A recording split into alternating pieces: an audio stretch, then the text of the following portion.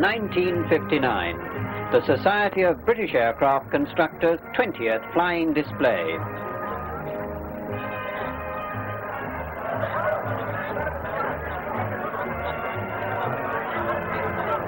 With this year's emphasis on Britain's aim to maintain a place in the civil airliner market.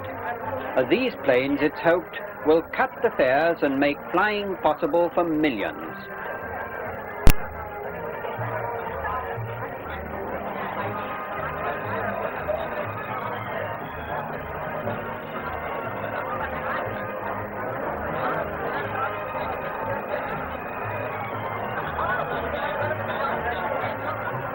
Military planes, of course, for prestige and spectacle, but for its bread and butter, the industry must now look elsewhere. For instance, to the Vanguard, which Vickers say will halve Europe's airfares.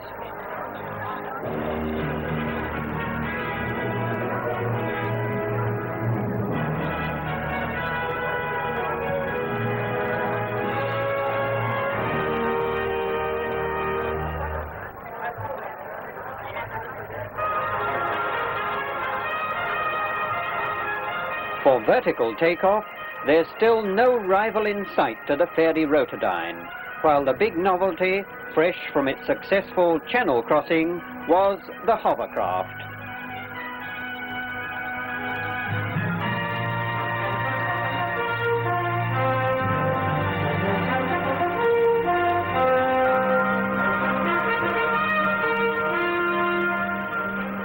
The Argosy, an airbus for 126, or an air ferry for 6 cars and their passengers.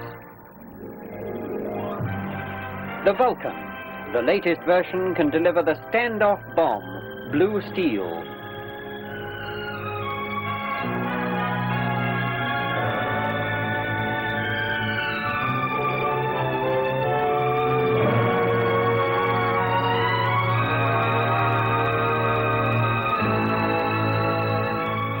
And now for missiles. Thunderbird, now in the hands of the Army. It's among 10 all-British missiles on display.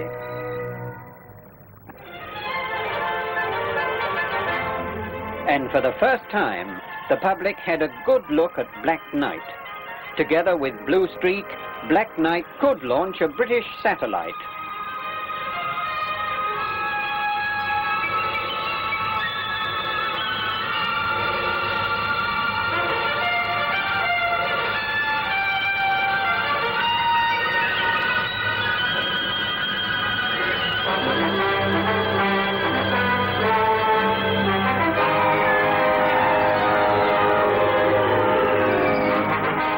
The vast indoor exhibition, ranging from rivets to the latest jet engines.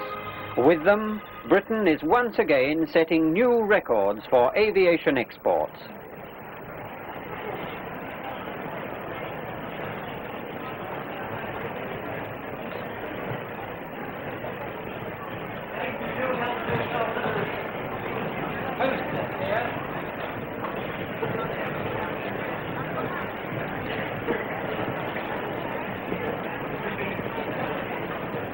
Hovercraft of the future may look like this, 400-tonners.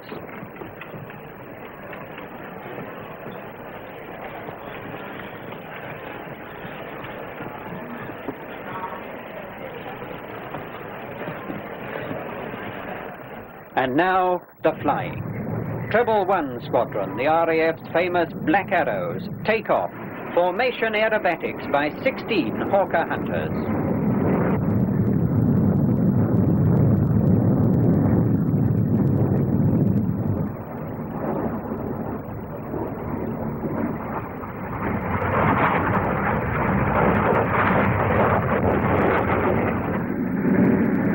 Dart Herald, to be used by BEA on Scottish routes.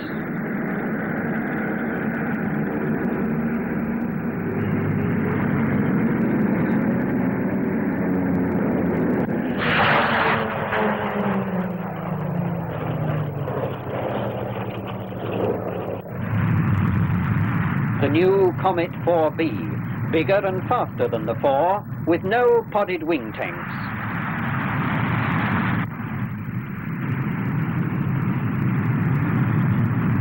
The 4B will soon be linking Europe's capitals and flying non-stop to Moscow.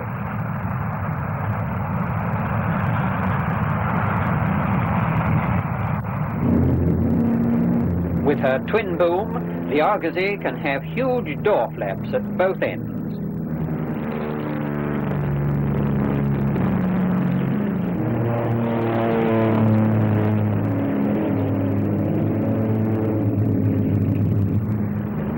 Vanguards have been ordered in quantity.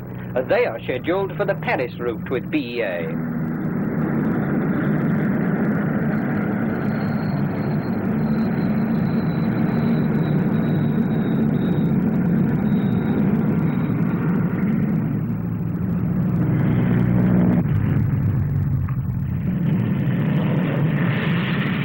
And now an aerobatic high spot.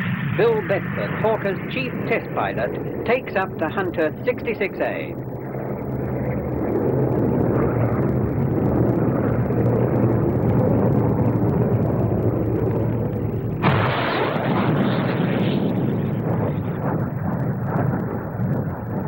Along the runway at almost the speed of sound. Streaming smoke, he zooms to 15,000 feet.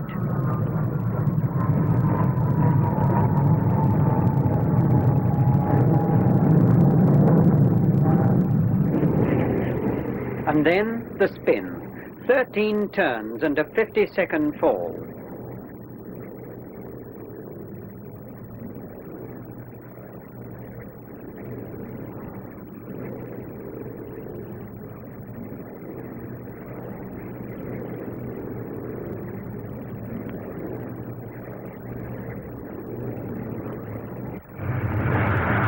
The Blackburn NA-39.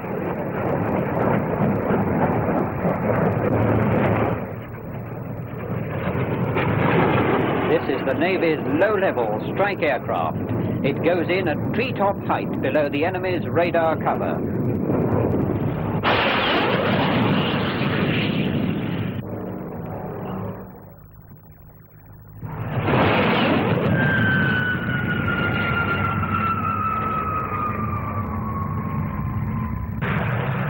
Now it's the Navy's turn. The supersonic scimitars of 807 Squadron.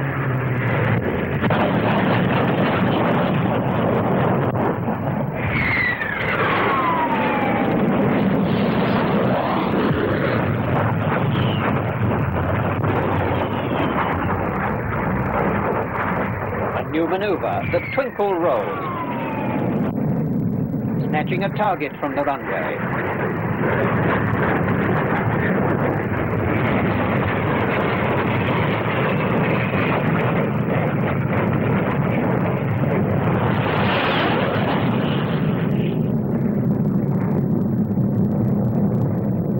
And how to toss an atom bomb.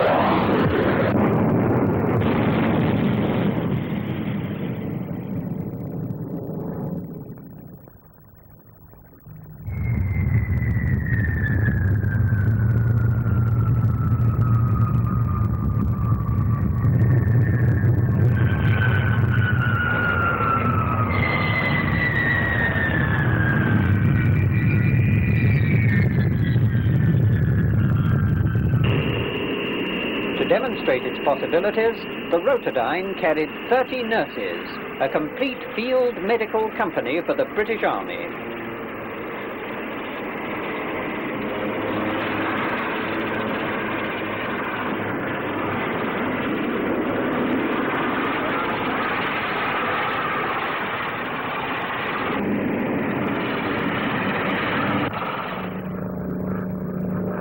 The Bristol 192, in production for the RAF.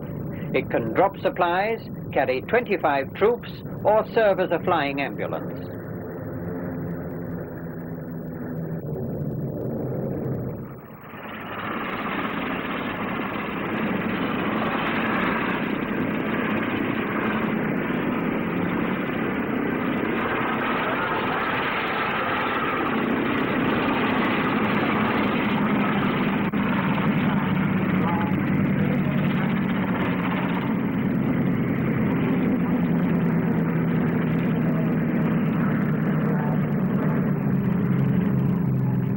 For once at Farnborough, it's eyes down instead of up. The 4-ton hovercraft, flying at her officially registered operational ceiling, 13.5 inches above the runway.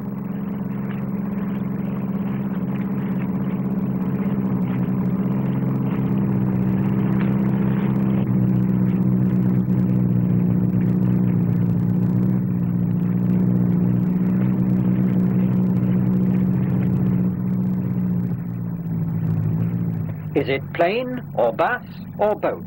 Even the 20 fully armed Royal Marine Commandos leaping aboard don't know.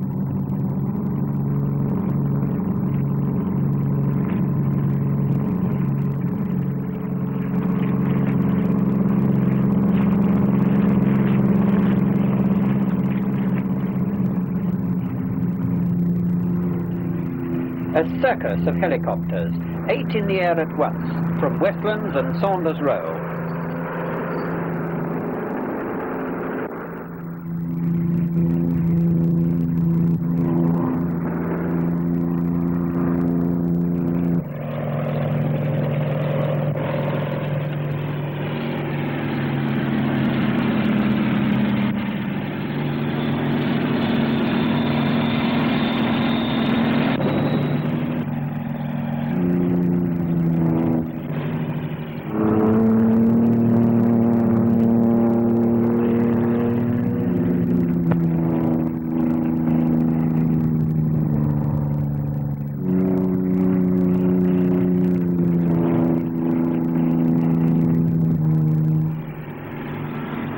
The Westminster, a flying crane, can lift loads up to 6 tons.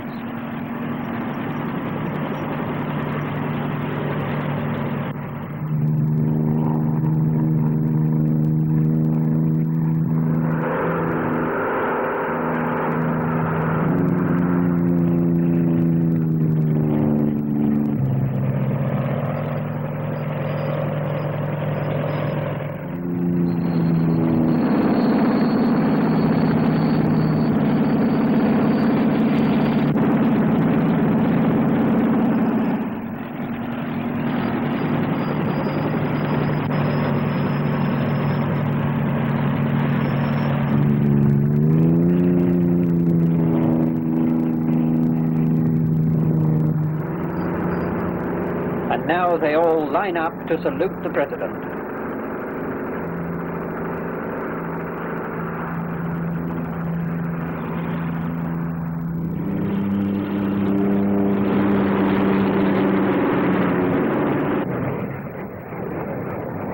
Fixed wings again. The Jet Provost, also in production for the RAF. And that's used to introduce pupil pilots to the jet age.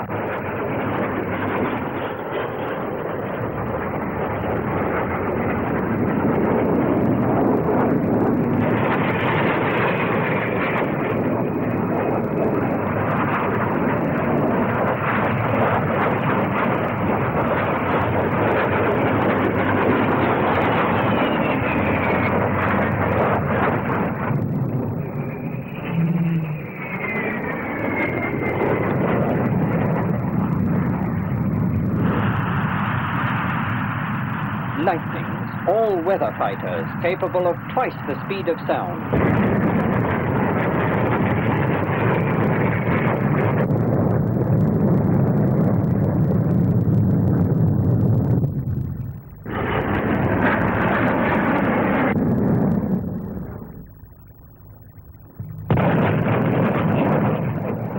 Its wings sweep back 60 degrees. And in the trainer version, pupil and pilot sit side by side.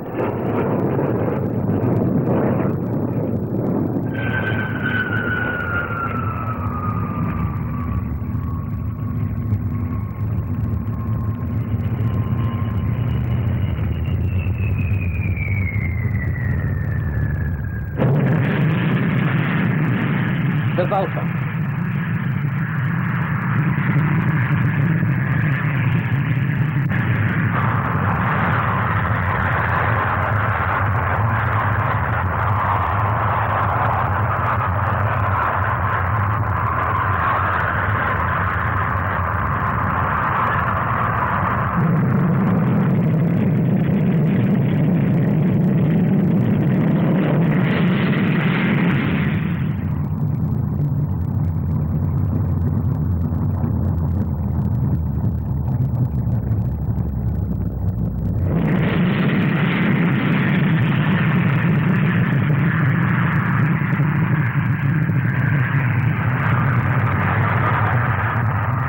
Olympus engines have a total thrust of 70,000 pounds, and with a push like that, the great bomber soars up almost vertically.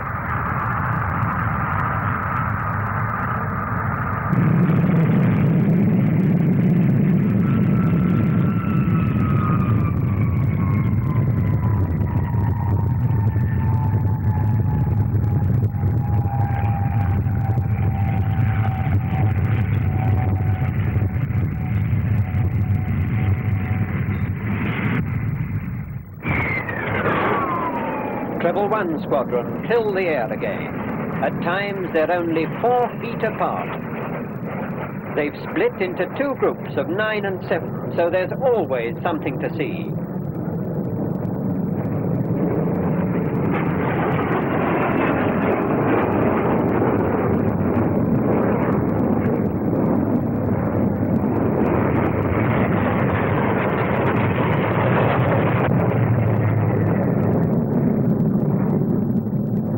New shape, the Wineglass loop.